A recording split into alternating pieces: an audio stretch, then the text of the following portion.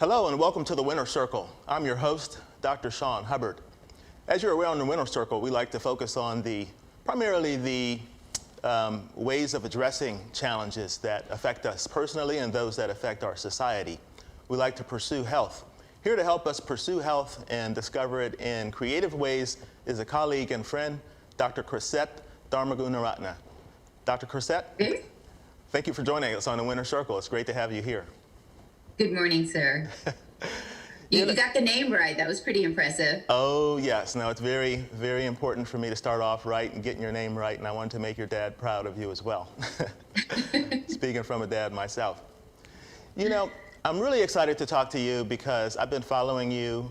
As you're aware, my sister was the one who told me about your energy and a lot of what you're doing in promoting health. And that's a big issue. We all want health. Everybody wants health. I want it. My wife wants it, my kids want it, my patients want it. I mean, who doesn't want health? It's a really universal desire. And here you are promoting health on a daily basis. And I see that, and it's inspiring to me, and I see you inspiring the people that follow you, patients in your practice, and their family and friends. So that's why I was so excited to get you on, and I'm so glad that you came on today, because I think that there's something that we can all learn from you. Before we get into some of the big questions, though, what was it, Dr. Dharma, that made you go into family medicine, and how did you become the Nagging Doctor? How did you choose that? I think your start actually kind of speaks to why I do the social media, the Nagging Doctor, because people, when they see a doctor, it's maybe 3 times a year if they're doing good. 3 to 4 times a year is average. Mm-hmm. And so all that time and space in between, you don't have the guidance, the leadership, the mentoring of someone that you trust, who is your family physician or your internist, to help guide you in all those daily activities. And so the Nagging Doctor came from the fact that some of my patients think that I'm always like, like Charlie Brown. And you can see my little Charlie Brown Christmas tree over here. Sure. And so, yeah, I sometimes feel like I say the same thing over and over again to so many different patients. And so social media has given me a forum to be able to talk about healthy behaviors and kind of nag a little at them in a way that is real time. So that's kind of how it all started. Wow. Okay, so it's really impressive. I must say that I have been deemed, and I've made it a point to be health promotional down through my years of practice. And many people have said, you know, you're a neurologist, and so how did you become health promotional? I could see somebody who's a family doctor doing it.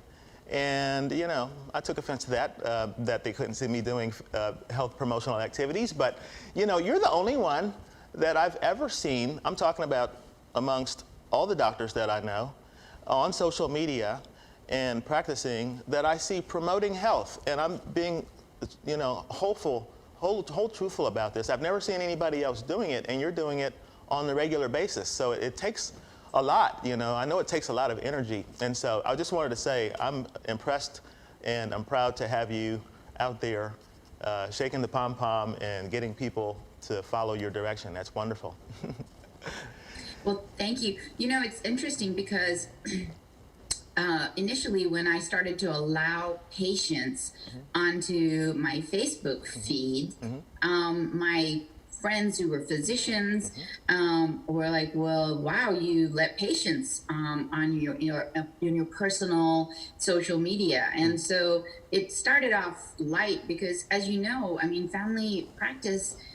It's a culture where you go to people's weddings, funerals, you have an intimate, you know, sustaining relationship with someone over years, decades even.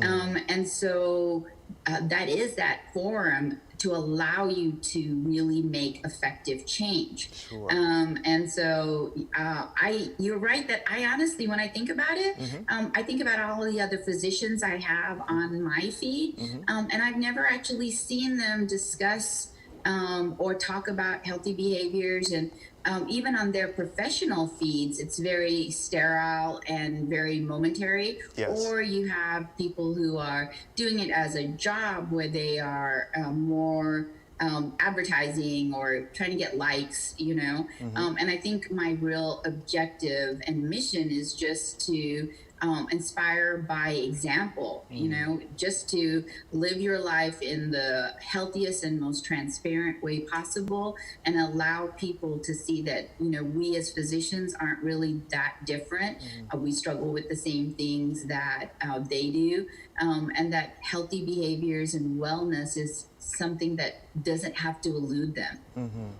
Wow. Wow, that's amazing. I mean, everything that you're saying is so commonsensical, yet, you know, you're a rare entity. I hope that your patients realize what they have in you.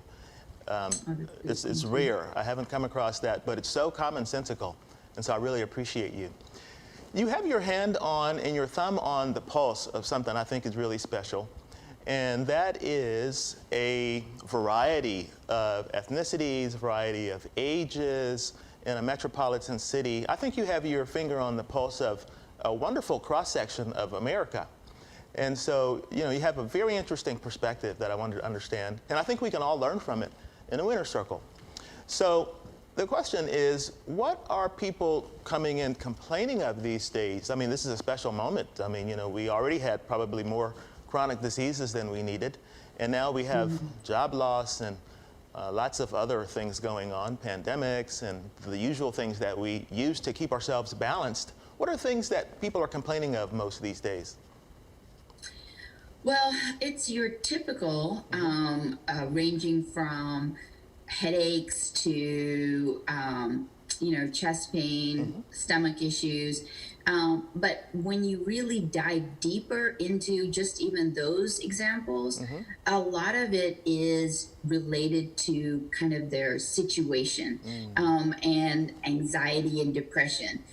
No one actually walks in saying, I'm here because I feel anxious, or I am depressed, or I am lonely. I mean, I've actually never had anyone who came to me for that. But when you do the diagnostic and analyze what's going on that's causing their headaches, whether it is, you know, tension from the trapezius, from being in a computer, not moving at all, and then being isolated, not having any human contact, and then that leading to them having headaches, and then stomach ache, right?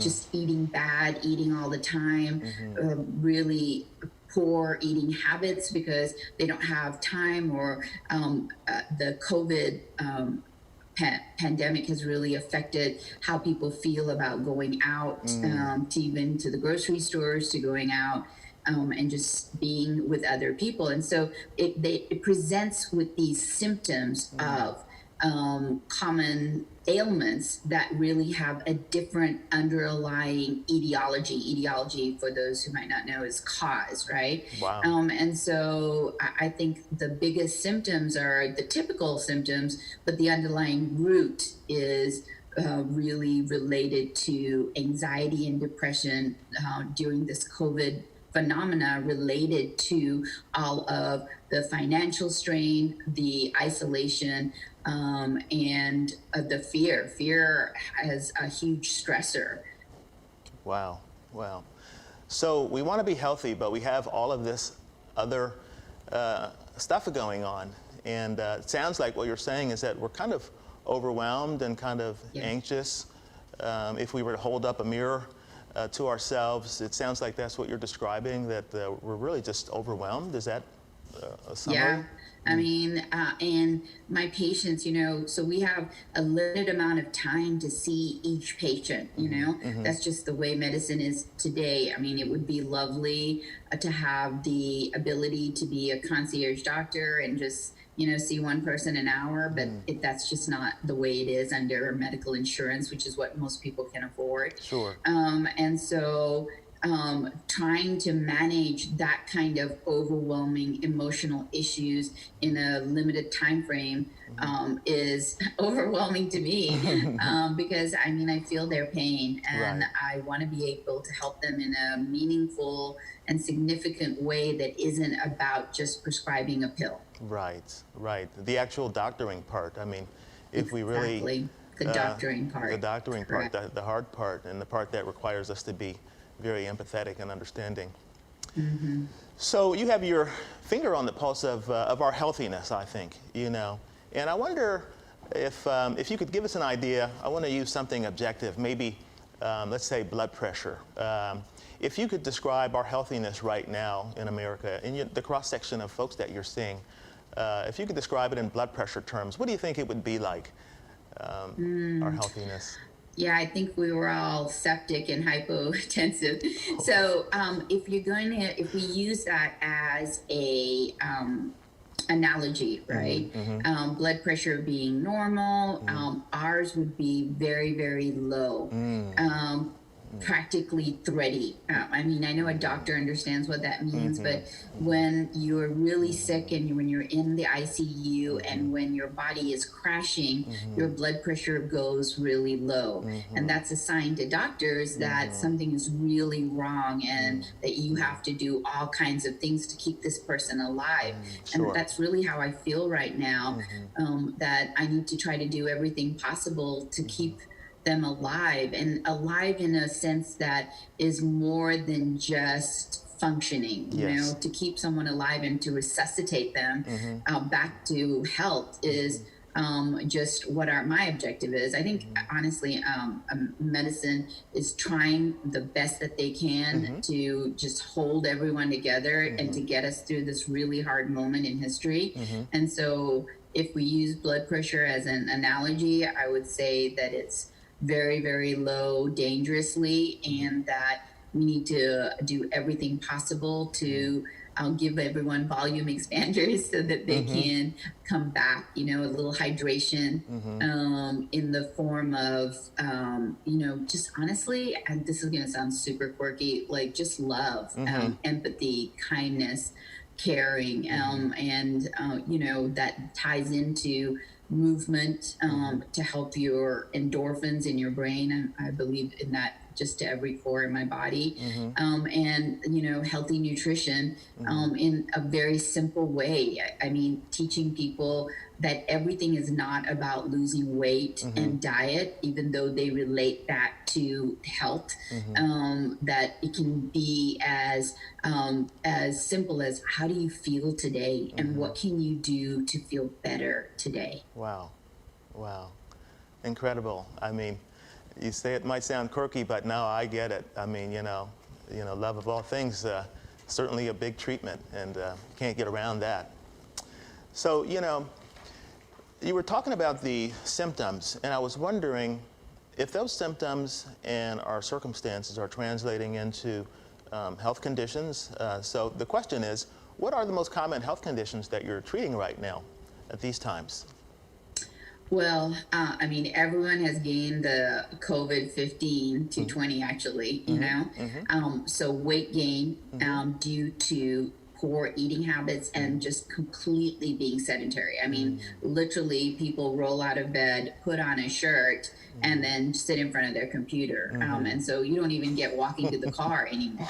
Right. And so that adds to the diabetes, hypertension, and high cholesterol, which is the trifecta that the majority of my patients are suffering from.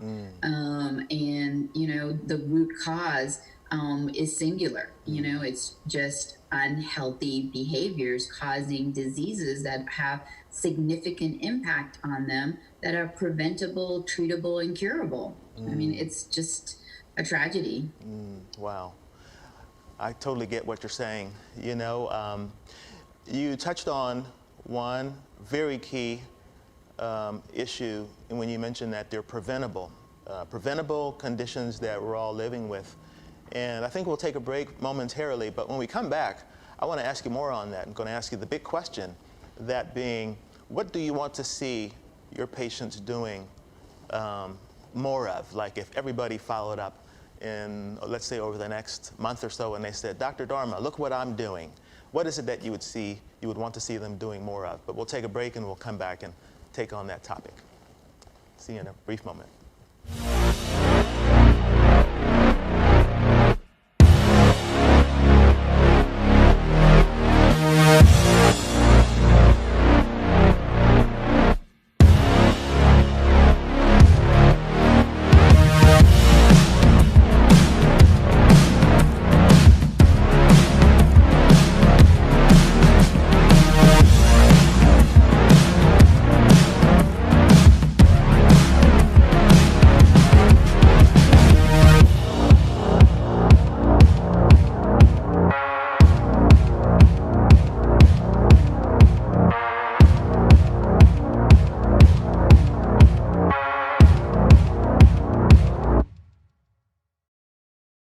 So, I'm kind of new here, but I've noticed a trend.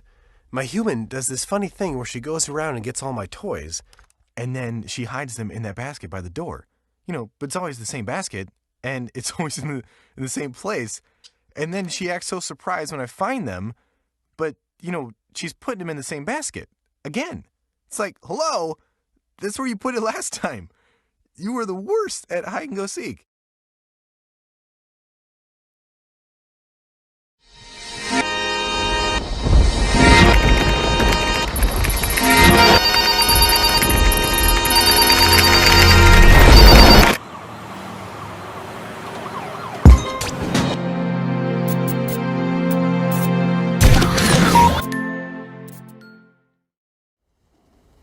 Hi, welcome back to the Winner's Circle. Again, I'm your host.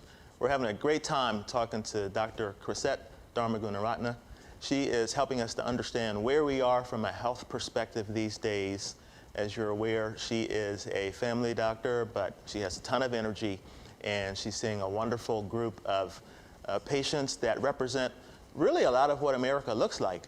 So, Dr. Gunaratne, we said that, Dr. Dharma Gunaratne, we said that we were going to ask you the big question, that being, what is it that you would like to see more of your patients doing, let's say over the next 1 to 2 months or 3 months, if they came back showing some, let's say, objective features, what is it that you want to see them do more of? Well, we have to start by, if we're talking about the next month to 2 months, healthy behaviors obviously starts first from protecting themselves from COVID and doing everything possible not to exacerbate or continue to worsen the epidemic. I think that is the most important healthy behavior right now. But then if we're talking about what they can do for themselves, which I think is also goes along with this, is just movement. Movement is one of the most important things that they can do that is under utilized and that we don't talk about and that we don't have enough time when we're with them to counsel them on how much of an impact it's going to have in their life. I know that I personally, I can honestly say I don't necessarily like to exercise. Again, I've never met anyone who's like, oh my God, I just I do know some people who are just exercise fanatics, but I would say that they are the slim minority. Sure. And so I think people feel like they can't be that person and that movement is unattainable to them in a meaningful and consistent manner that will impact their lives. And they connect it. And you see, I'm not calling it exercise because exercise sounds like some torture ritual that they are induced to, right? So, but movement, will help them decrease their stress, decrease their blood pressure, improve their sugars. It will help them with their mood, their anxiety. It will help them, it helps with everything from focus and attention. Like everyone who has ADHD right now, and they're like, I just can't focus. Well, if you would, because you're not moving, they're like, ever since I got to start working at home, I no longer can focus. That's because you're not moving. So I think that if I could ask someone to do one thing, and that's really what I nag about all the time, is just get out there and do something today that will help move your body so that you can continue to take care of it. I mean, you only have one, and it's not like you can exchange it and get a refund and get a new one, you know? Sure. So whatever you have, it's still not too late to make a difference by moving. That's wonderful, and I see the sense of that, and I see how you have changed it from not necessarily talking about exercise, because that does sound pretty heavy, and it sounds like a task, but movement sounds a lot more fun, and it certainly seems fun when you're doing it and sharing your example. I'm thinking that you have people that are thriving in your practice, and I wanted to get your take on what is it that they are doing? Yeah, I mean, that's a good question. So the ones who are thriving are the ones who have just healthy behaviors that are built into their day, that they don't even think about it. It's unintentional. And that can happen for everyone, but you have to start with intention, you know, and motivation and a goal. And so the people who sometimes I'm like, oh my God, I should just return your copay. I swear I didn't do anything, you know? And those people are really all the things that I'm talking about, is that they are eating healthy, their BMI is perfect, they are cycling or running or going to the gym all the time. I mean, they're perfect individuals that, you know, I mean, they're like a unicorn. I mean, the ones who are thriving are definitely far and few between. I guess that gives me job security, although I'd be happy to give that up for some more unicorns in my practice. But yeah, those are the ones that are winning and that are thriving, are the ones that are doing all the things that we kind of talk about, which is just healthy nutrition on a daily basis and some form of movement on a daily basis. It's like brushing your teeth. When I ask people, hey, did you exercise? They're like, yeah, I exercise. I'm like, oh, okay, what did you do? And so they'll say, oh, I run. Great. When was the last time you ran? A month ago. Okay, well, that's why you're kind of feeling bad right now. But it's funny how they identify as if they currently do something, even though when they did something, they felt good, and they still self-identify that they are still doing it, even though they haven't, you know? I always find that fascinating when I dive in and kind of wade through some of their answers. So, if I understand you correctly, some of your patients could really make you happier and make you proud if they showed up after having some regular movement, just the way you described. And if they come in showing some, let's say some findings, you know, maybe they would show up with a better blood pressure or an upbeat, more attitude. You know, I guess that would make you happier as a doctor who preaches and actually practices what you preach. Yeah, practicing what we preach is really important because, you know, I think people can smell a phony from a mile away. One of my patients, I was just so proud. You know, it's really not about making me happy, although sometimes people do try to, you know, please you, especially when I give them a task of, well, I need you to commit to this, and then when you come back, you know, I want to see what you've accomplished.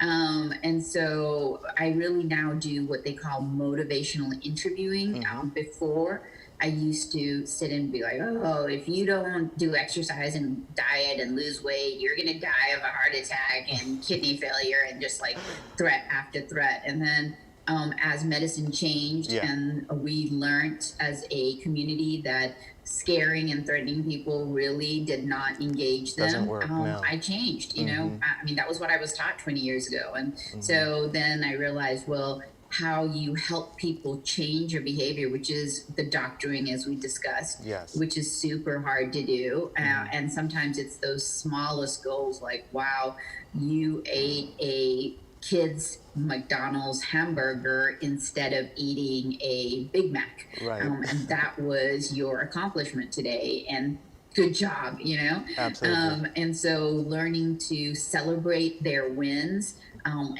was hard for me to learn. And helping them become successful at meeting their goals in a actually attainable way, and working with them as a partner and not as a parent, I think has been really helpful in getting more results from my patients. One of the last posts that I nearly started crying. They quoted me and they said something, I don't remember what it was in relationship to, but they said, Dr. Dharma always says, exercise is medicine. And I thought, oh my God, someone actually paid attention. Who knew, you know? Wow. Well, I'm not surprised that you're having an effect on your patients because, I see the responses that you get on your social media. It sounds like people are really, really inspired by what you're doing, and I'm inspired by it, seeing that it's being done and seeing that there's a group of patients that are being cared for and attended to in a very engaged and a consistent manner. You're doing the work. Speaking of doing the work, I wanted to ask you about your own practices. So we know what you talk about, but I see some of your social media posts when you're walking on the way to the gym and posting and getting people going. Can you tell us more about what your practices are, fitness and nutrition oriented? Yeah, so I'll be super transparent in that, like I said, I'm not like super fond of just exercise.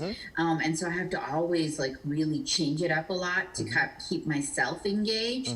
One of the things I've been doing for over 8 years is it's an Afro-Brazilian martial art called capoeira. And I never would have thought in a million years that I would be starting a martial art at like 40. But I put my kids into it. And so I was sitting there when I would drive them back and forth. And I thought, I might as well be doing something. Why not? And so I joined.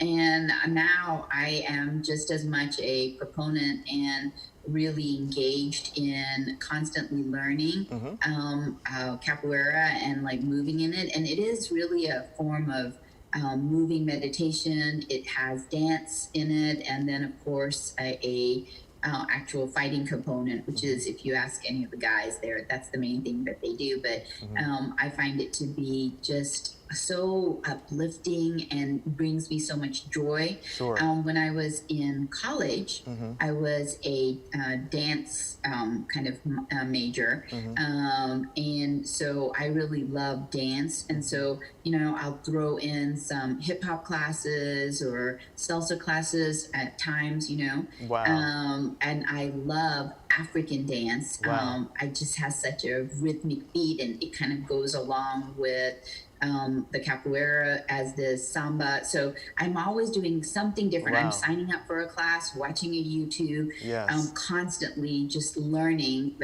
different forms of movement, because that's what keeps it interesting and fun and keeps me laughing. Right. But my staples are yoga, and then I do CrossFit.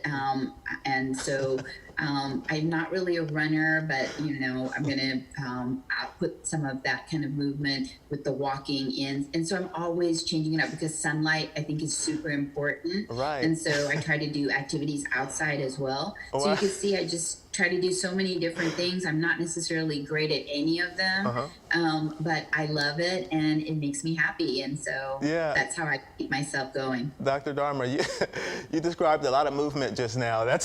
I know.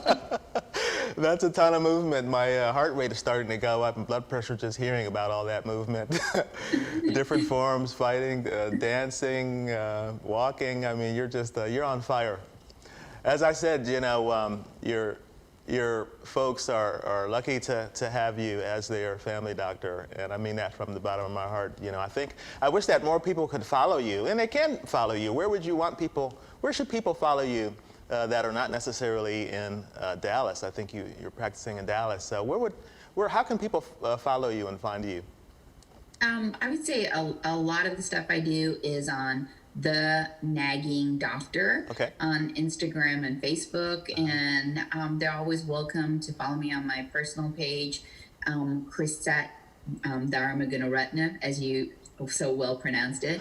I'm just open and just here to kind of help everybody as much as I can in a way that might be really simple and might be just be like, oh, well, look, she's still out there doing it. One of my patients said to me, Dr. Dharma, you really inspire me. And I said, oh, really? What do I do? What have you been doing? And she's like, no, you just inspire me. And I was like, well, what did you do? And she's like, no, you inspire me. I was like, but no, inspire means I initiated change or that I got you to do something. Right. But I'm hoping that the more I inspire her, that we'll keep moving to a place where she's actually moving as well. Excellent, excellent, excellent. Well, thank you so much for coming into Winner Circle today. I think we've learned a ton. I have learned a lot myself, and I really appreciate you and appreciate what you're doing for our patients, your patients, and the people in this country, and all the people that follow you. You're doing tremendous work, and I applaud that. Thank you. I really enjoyed visiting with you, and I appreciate your support and all the things that you do. As a healthcare worker, we're all in it together. Absolutely. To try to get us through this moment. For sure, for sure. And thank you out there in the Winner Circle. Thank you for sharing the Winner Circle. Thank you for liking it. And we look forward to seeing you next week where we will continue to talk more about promoting health, discovering health, finding creative ways. Until next week, keep winning, guys. Take care.